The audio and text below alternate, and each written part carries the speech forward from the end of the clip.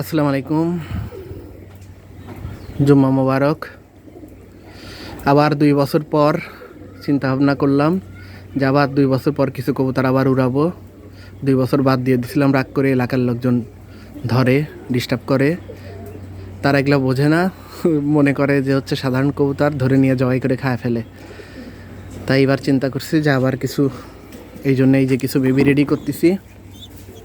এই যে কালো গররা এক পেয়ার, এই হলুদ গড়ে এক পাল ঝুটিয়ালা মোজা আলার, আর এই যে আমার এটা হচ্ছে কী কালার বলবো, মিলি কালারই বলি। এই একটা কালার আপাতত এখানে এই 5টা, আরও যদি কিছু বাচ্চা ওঠে ওখান থেকে আরও কিছু বাচ্চা আমি লাগাবো, মানে উড়ানের জন্য সেট করতেছি। এই যে এদেরকে আকাশ চেনার জন্যে আজকে থেকে শুরু করলাম।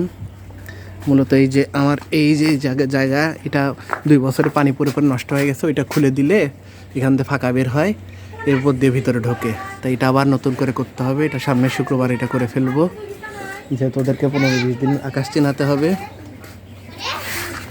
আর তারপরে ইয়ে করবো। ওরা মূলত এইভাবে এখান থেকে এই যে টিনের দিয়ে ওই টিন দিয়ে এবং আকাশে ওড়াউড়ি করতো, কিন্তু আমি 2 বছর রাগ করে আর কবুতর ছাড়ি না।